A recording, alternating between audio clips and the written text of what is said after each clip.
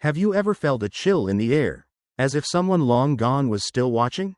Tonight, we're stepping into the world of spirits who refuse to rest, souls with unfinished business and vengeance burning through the veil. In this countdown of top 10 classic revenge ghost movies, you and I will walk together through fog-covered towns, haunted mansions, and shadows filled with old grudges. If you love stories that follow you long after the screen fades, stay with me, and don't forget to like, share, and subscribe. Your support keeps the spirits alive. 1. The Fog, 1980. A seaside town is swallowed by a ghostly mist carrying the vengeful souls of sailors betrayed long ago, and if you listen closely, you can almost hear them calling your name. Have you ever walked alone at night and felt a cold draft brush past you?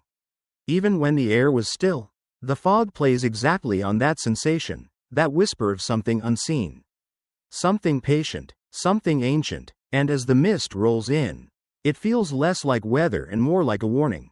Let's wander into Antonio Bay together. But stay close. The fog doesn't just hide things, it chooses them. What always struck me about this story is how calmly the horror arrives, drifting in with an almost quiet confidence. The way guilt eventually finds its way back to those who tried to bury it. Imagine standing on a cliff overlooking the ocean, watching a thick white mass sliding toward town, swallowing the coastline little by little. Would you stay and face it? Or would you run, even though you know there's nowhere left to run once the mist decides you're part of its unfinished business? The sailors' spirits don't scream or roar. They don't need to. Their presence is felt in creaking doors, flickering lights, the uneasy rhythm of the radio broadcast that seems to know something is terribly wrong. And the more the fog spreads, the more the town's darkest secret begins to feel like a living thing, something that's been waiting a century to breathe again. Have you ever wondered what your town would look like if its buried sins suddenly rose to the surface? There's a strange beauty to the way the story unfolds, like watching a slow-moving storm that you know isn't natural but you can't look away. You feel the dread building, yet there's also a tragic sadness woven into the ghost's return. They were wronged, they were robbed, and now they want balance. Would you side with the living who covered up the crime, or the dead who simply want justice? I'm curious. Which perspective pulls you more? And that final question the film leaves lingering, the one I'll ask you now: what would you personally do if the fog touched your doorstep? Glowing faintly, whispering softly, inviting you to open the door? Would you dare? Tell me in the comments. Do you think the sailors were justified in their revenge? Or does the cycle of vengeance ever truly end? Your thoughts might surprise someone else watching this countdown. 2. Ghost Story, 1981. 4 elderly men are haunted by the spirit of a woman whose tragic death they caused decades earlier, and the way she returns feels less like revenge and more like a long-delayed reckoning you can't escape. There's something chilling about the mistakes we think time will bury, isn't there? Ghost Story opens its arms around that idea and squeezes gently, then harder, until you wonder what ghosts you'd face if the past ever knocked on your door. Imagine being part of a small, secretive circle, friends bound not by trust, but by the weight of a memory you all agreed never to speak of again. Have you ever kept a secret so heavy that just hearing the name connected to it could make your stomach twist? What makes this tale unique is how quietly the horror steps into the room. It doesn't need jump scares or loud shouts. Instead, it creeps like a memory you tried to forget but suddenly hear whispered behind you. As the old men gather, their voices tremble not from age, but from fear of a woman they wronged. Fear of the truth catching up. And honestly, don't you find it scarier when the past refuses to stay dead? Her haunting isn't chaotic, it's deliberate, patient, almost intimate. She knows them, she remembers them, and she wants them to remember her. There's a kind of tragic poetry in the way she returns, neither purely a monster nor a victim, but something caught in between, shaped by betrayal. It makes you wonder, if someone hurt you deeply, would you want revenge? Or acknowledgement? Which one feels more like justice to you? As you follow the story, the winter setting wraps everything in a deadly stillness. Snow muffles sounds, houses creak from the cold, and every shadow seems to carry the shape of the woman they left behind. The silence becomes its own kind of terror, a reminder that sometimes the loudest screams are the ones hidden inside the human heart. Have you ever found yourself haunted not by ghosts, but by memories you wish you could rewrite? And then there's the question the movie quietly asks, a question I'll pass to you. Can guilt itself become a haunting? Can a secret chase a person for an entire lifetime until finally the truth demands its due? I'd love to hear what you think. When you watch Ghost Story, do you feel sympathy for the men? Or do you believe the ghost is simply taking what she's owed? Share your thoughts in the comments. I'm really curious which side your heart leans toward. 3. The Changeling, 1980. A grieving composer moves into a mansion, only to discover the spirit of a murdered boy who refuses to stay silent, and once you hear his story, you might feel him watching you too. There's a certain kind of quiet in an old house that never feels like true silence. It's the kind of quiet that hums, that breathes, that waits. The Changeling begins in that quiet, the calm that comes right before a truth claws its way out of the walls. Picture yourself wandering through dim hallways, wooden floors groaning under your feet, and every door you pass seems to hold its breath. Have you ever entered a room and sensed someone else was there, even when you knew you were alone? The beauty of this story is how it plays with absence. The main character isn't running from a ghost at first, he's running from grief, the kind that freezes you, the kind that leaves you hollow. And maybe that's why the spirit of the boy chooses him. It's strange, isn't it? How pain can call out to pain. How sometimes the dead speak most clearly to the broken. Do you think spirits are drawn to people who already carry their own ghosts inside? And then the clues begin. Not loud, not showy, but subtle, intimate. A ball bouncing down the stairs all by itself. A soft tapping behind the walls. A wheelchair drifting on its own as though remembering where it once belonged. Every sign feels like a small hand tugging at your sleeve, begging you not to look away. If a ghost tried to communicate with you like that, gently but persistently, would you follow the trail? Or would you run from the truth it leads to? As the story unfolds, the boy's presence shifts from eerie to heartbreaking. His revenge isn't fueled by cruelty but by desperation, a desperate need to be heard after decades of silence. And honestly, that's what makes this haunting linger long after the movie ends. You're not just watching a ghost frighten a man, you're watching a child reach out from the dark, pointing toward the injustice that stole his life. It raises the question, is revenge still revenge when all the ghost wants is acknowledgement? There's a moment, deep into the film, when the composer finally understands the truth, and the house seems to exhale, as if relieved that someone finally listened. That's when the story becomes less about fear and more about justice. About a voice reclaimed. Have you ever seen a horror film where the ghost felt more human than the living? Because this is one of those rare ones. So tell me, if you discovered a restless spirit guiding you toward a buried secret, would you help it find peace, even if it meant tearing apart everything you thought you knew? I'd love to hear your thoughts. 4. The Curse, 1987. A young boy watches his family and farm unravel after a mysterious contamination strikes their land, but the real terror feels like something older, angrier, and far less willing to be ignored. If you've ever wondered what vengeance looks like when nature itself turns hostile, this story might stay with you longer than you expect. There's a particular dread that builds when the world around you begins to rot. Not all at once, but piece by piece, as if the land is whispering that something has been terribly wrong for a long time. The curse lives in that slow decay, in the creeping realization that what should nourish life can just as easily poison it. Have you ever stood outside at night, feeling the air shift, convinced the earth beneath your feet was hiding something it didn't want you to know?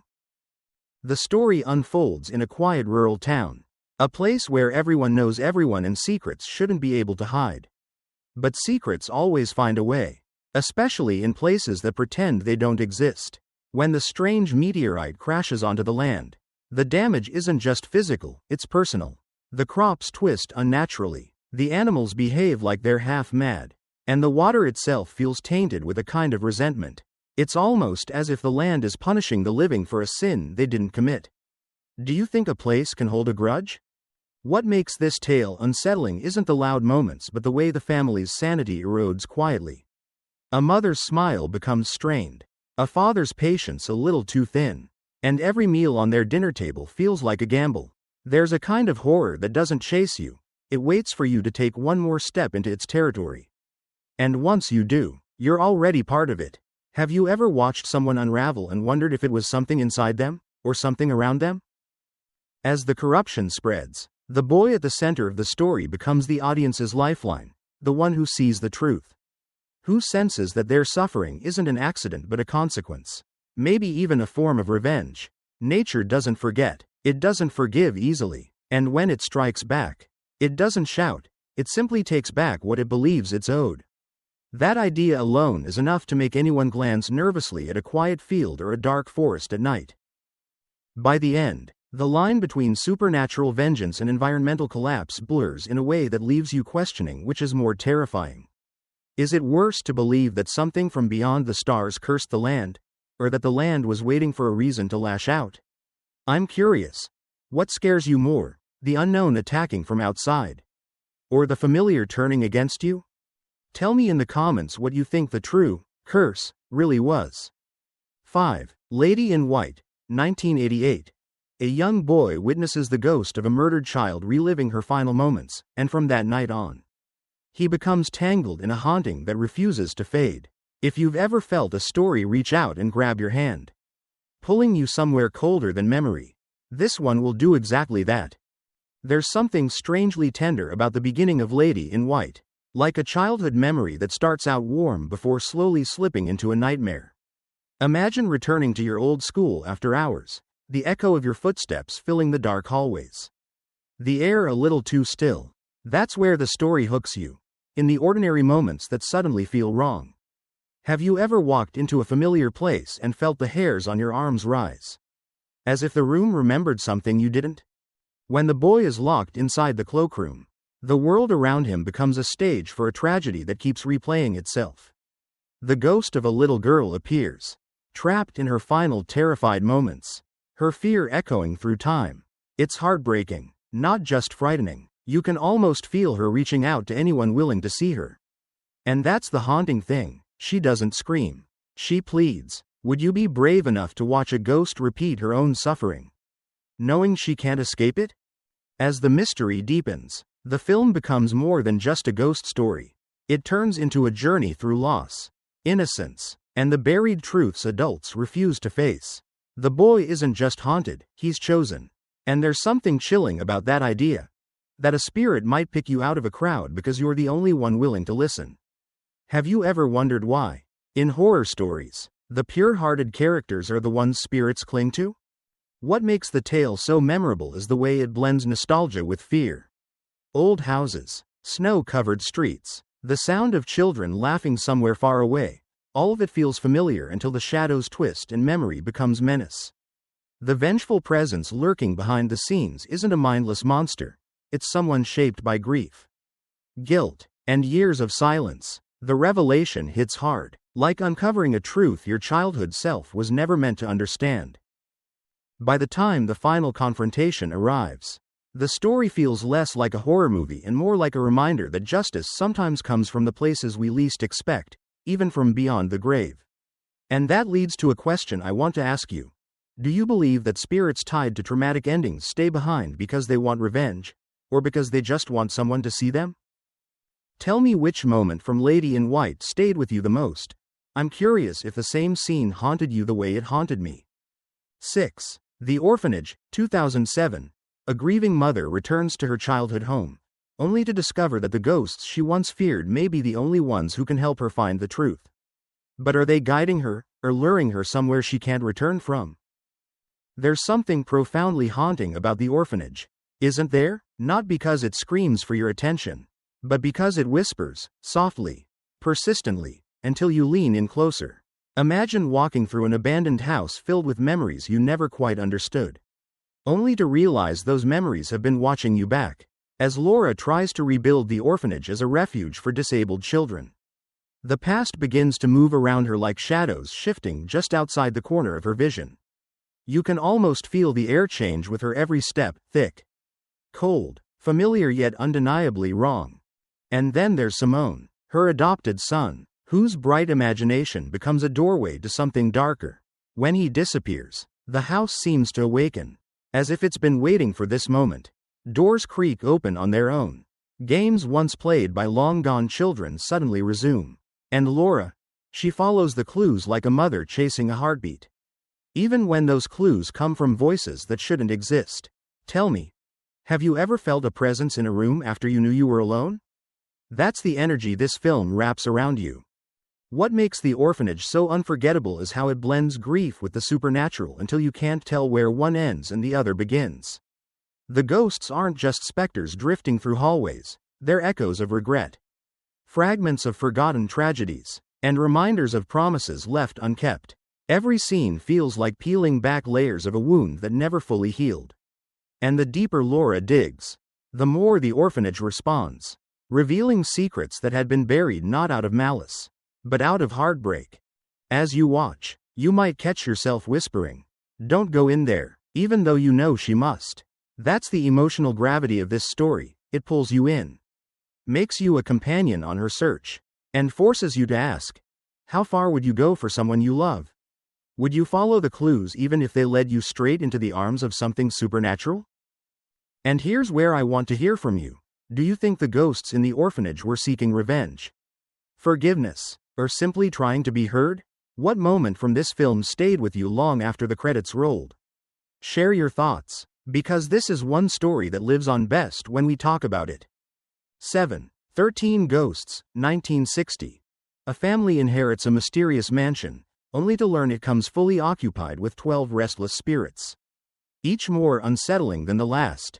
But the real question is, what does the 13th ghost want, and why does it feel like it's watching you too? Now, let's slip into the dim corridors of this old-school classic, where every shadow feels alive and every silent room seems to breathe just a little too loudly.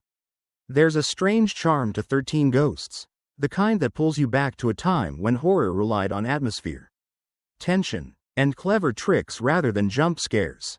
Imagine stepping into a house you've just inherited, expecting creaky floors and dusty corners, but instead, you find a collection of spirits trapped behind invisible barriers, each with its own tragic past and unfinished rage.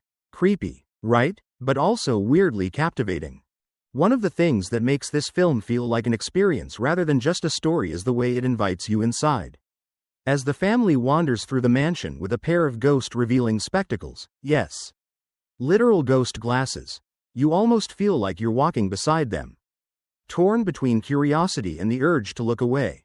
And let's be honest, if you had a pair of glasses that let you see the dead lurking around you, would you dare to put them on?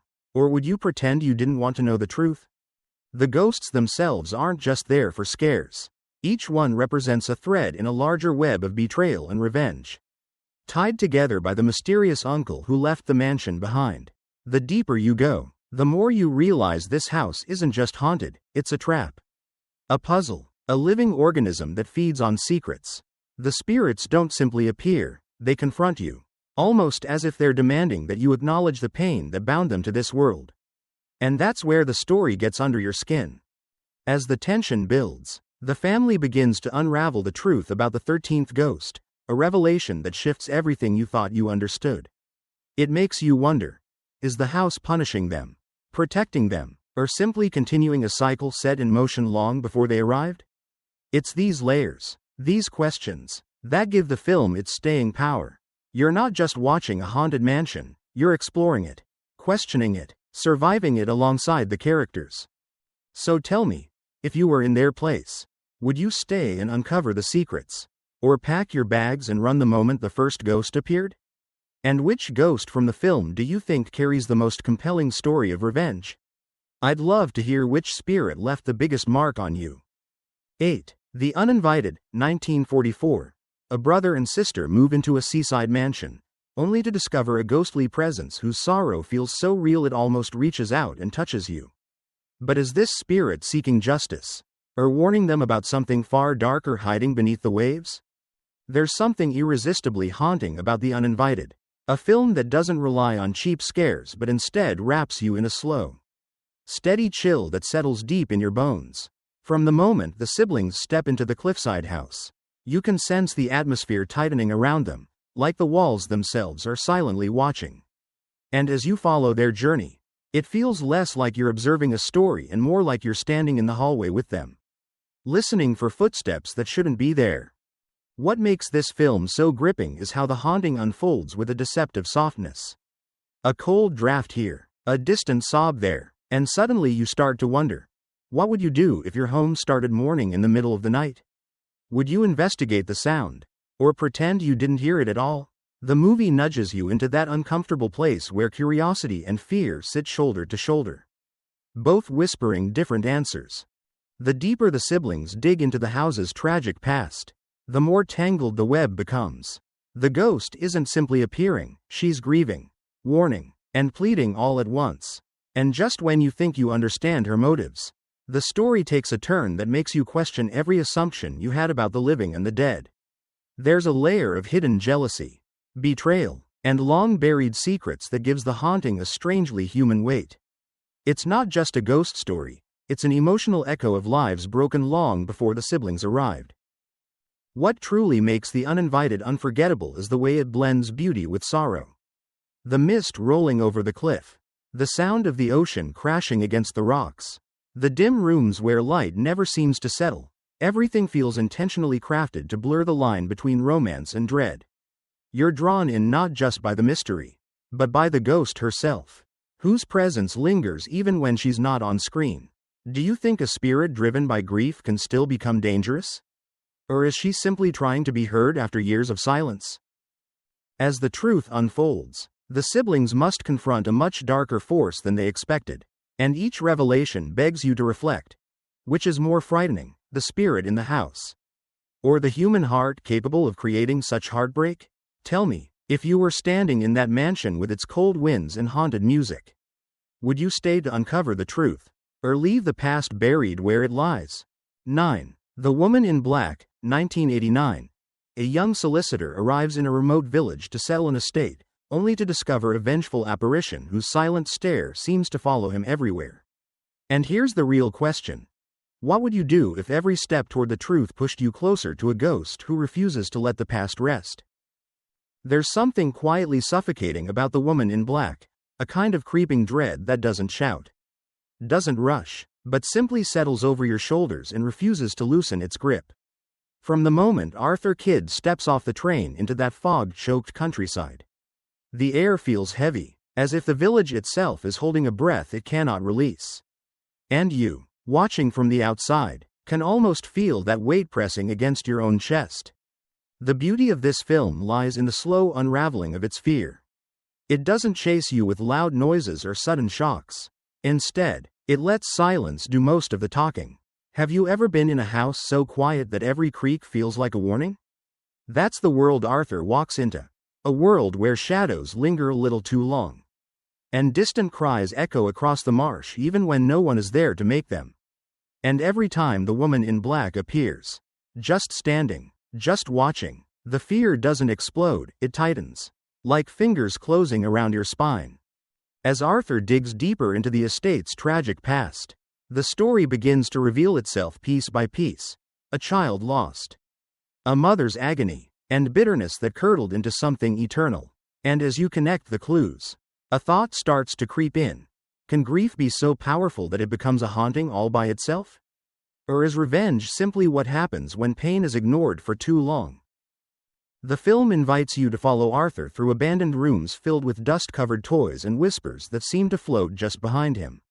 There's a moment when he's reading old letters by candlelight, and suddenly the room feels colder, as if the ghost is standing right behind him, reading over his shoulder. It's in these quiet moments that the movie grips you hardest. What would you do if you felt someone in the room who shouldn't be there, and you didn't dare turn around? The marsh, too, becomes a character, a treacherous expanse that swallows sound and threatens to swallow Arthur's sanity.